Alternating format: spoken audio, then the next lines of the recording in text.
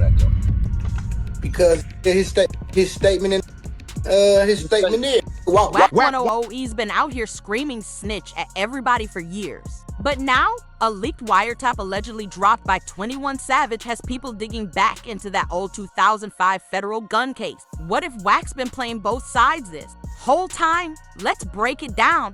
Picture this, a dude running his mouth nonstop, calling everyone a rat. Then one day, he flips his wallet open, and for a split second, a cop badge flashes. That one moment could have blown his whole cover. But here's the kicker, it ain't just about if that badge was real. It's about who leaked the tape. Word is 21 Savage himself let it fly. And not by mistake either. Like he's been sitting on it, waiting for the perfect moment to strike. Can you even blame him though? Wack's been dragging his name for years, called him a snitch, said he cut deals with ICE to keep his papers, even tried to tie him into the YSL mess, and through it all, 21 stayed chill.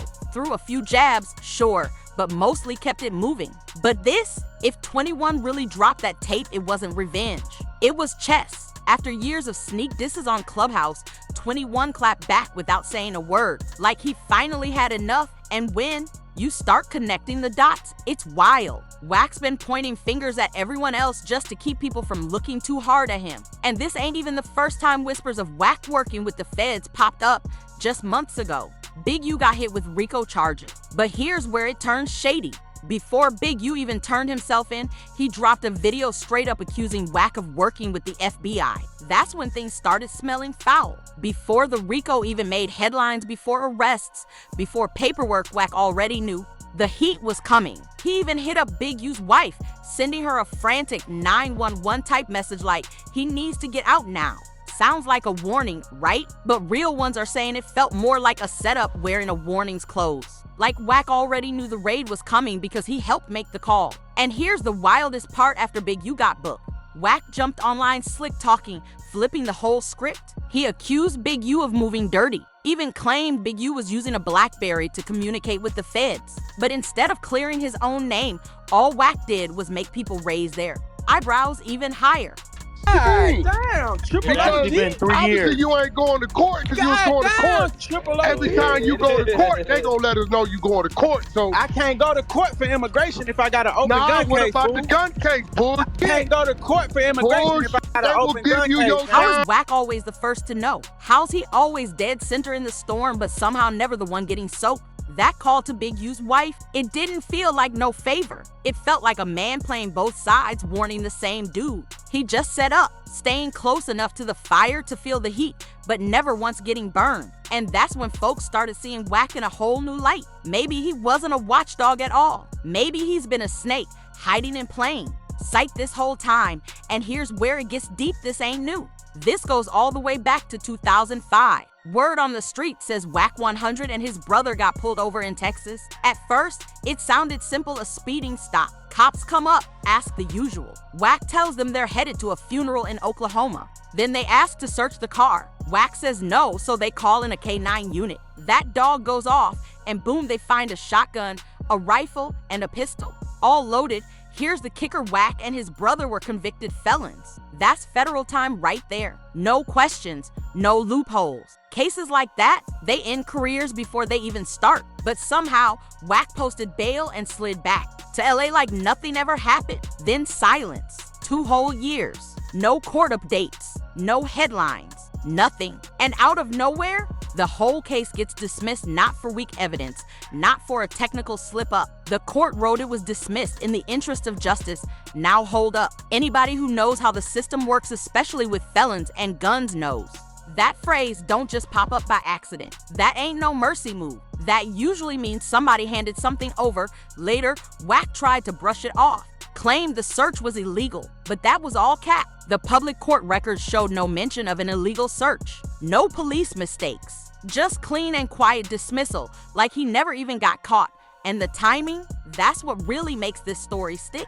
Just a couple years after Wack's case mysteriously disappeared, Suge Knight, Wack's old boss at death row, started feeling the feds' heat. Gang injunctions, wiretaps, raids, names popping up everywhere. But Wack, not mentioned, not once. Then there was that wild kidnapping case tied to Shaq and the Main Street Crips. Transcripts mention a guy named Wack leaving voicemails and making calls. For years, people been whispering Wack was really Wack 100. Now fast forward to today. Wack's all over the internet calling out Gunna, BG, Brick Baby, 21, even J Diggs acting like he's the street's moral compass. But let's be real, that 2005 case, it doesn't line up with the image he's selling. You don't just walk away from 3 illegal guns in the trunk as a convicted felon unless you're either the luckiest dude alive or you gave something up. And when people saw that police badge flash in the leaked video nearly 20 years later, it all came flooding back. The badge, the beef, and the question no one ever stopped asking, what did Wack trade to walk away that clean? The scariest part? He built his whole brand on being tough, untouchable. But the cracks, they've been showing for years. Yo, when they raided my houses and my property, they was asking about Wack. Wack, loose cannon, 600, and this internet stuff. There's one word Wack loves more than anything: snitch. That's his go-to insult. Anytime a rapper gets locked up or cops a plea deal, Wack's the first one on Clubhouse yelling they folded. He did it with Gunna, claimed he had a hold to our interrogation tape and even threatened to leak it if Gunna didn't come clean. But guess what? He never dropped a thing, just kept running his mouth. Then he came for BG, a dude who already did over a decade behind bars and never cracked. Wack claimed BG snitched too, but there was no paperwork, nothing. Even BG's old cellmate spoke up saying BG held it down and never folded once. But Wack, he didn't care. He kept talking. No receipts, no proof, just noise. And yeah, on the surface, it works. To people who aren't paying close attention, Wack looks like he's holding some moral line. But the ones watching closely, they started seeing the pattern. Wack's always the loudest when he's trying to deflect. Every time he comes his way, he starts pointing fingers elsewhere. And here's another thing: Wack records everybody. That's not how real ones move. You don't hit record on every conversation unless you plan to use it later or pass it to someone else. Folks are starting to catch on to that too. Now here's the kicker: some rappers Wack brought onto Clubhouse later caught cases. Loose Cannon, for example. He went on there, talked too much, and later got jammed up. Wack's moves ain't looking as slick as he thinks, and people are waking up. Now they're asking, was Wack setting people up to talk reckless on purpose? Was he making these clips go viral just so prosecutors could swoop in and finish the job? It's starting to feel way too coordinated. From baiting people into arguments to these leaks dropping right when they benefit him, it's hard not to notice. And the pattern? It's loud. This leaked video might have lit the flame, but it didn't come out of nowhere. This been building for years. From that 2005 case that vanished clean, to him knowing about the RICO before the feds even moved, to his name on Wiretap mentions, to that badge flashing, and yeah, even the way he records everybody. Yeah, after you got that message, Huh? after you got the message, you hit up Big U's wife. You said, "Sis, 911. One sec, let me get solo." And you gave him a heads up. What I tell her? You said, "One sec, let me get solo. He needs to leave. Bad." In caps, all caps. He needs to leave. I said so bad, right? Yeah. It doesn't just look messy, it looks calculated. And the more folks connect the timeline, the more it feels like Wack's been hiding in plain sight all along. Think about it: if all these people he's calling snitches were really doing what he claims, there'd be paper trails, receipts, something. But the only name that keeps popping up when cases disappear, people get exposed, or the feds seem to know too much, is his. And that's what hits different. This ain't just about proving if he's working with the feds. It's about asking, what if he really is? What does that say about the stories we believe? About the people we keep handing platforms to? Yeah, people might clown about it online, but trust, this isn't a joke. And the wildest part, Wack doesn't even flinch when folks bring it up. Every time someone presses him about the badge, the wiretaps, or that 2005 case, he just laughs it off like it's all hate. But people aren't stupid anymore. They're connecting the dots. And now it's getting harder for him to talk his way out. More and more folks are asking if all those Clubhouse rants were just smokescreens, loud distractions to keep eyes off his real moves. He points fingers at Gunna, BG, 21 Savage, J Diggs calls them all rats. But somehow, he's always The one walking away clean. And remember, the streets got rules. Recording convos, hitting up wives with warnings, showing up in paperwork but never catching charges yourself that don't sit right with anybody paying attention. Even some OGs are starting to whisper, saying something about Wack just doesn't add up.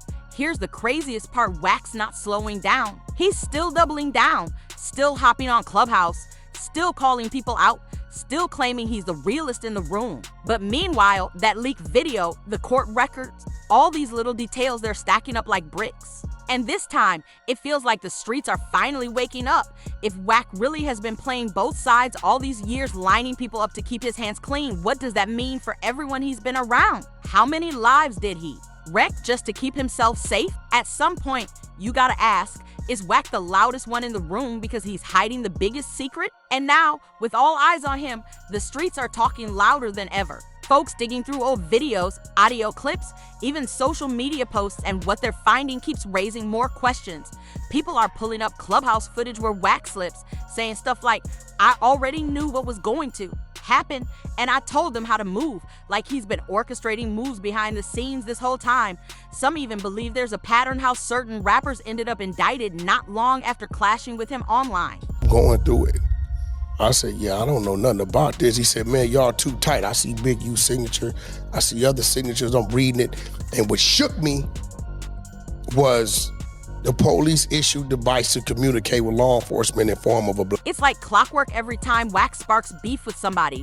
They end up in court or on the Fed's radar. But him, he never does. That's got folks asking, how does this guy stay so close to the fire and never get burned? And what's even wilder, instead of laying low, Wack keeps fanning the flames. He's doubling down, more interviews, more names dropped, daring anyone to come at him. But now even people who used to defend him are slowly stepping back, like they don't want to be next on his hit list.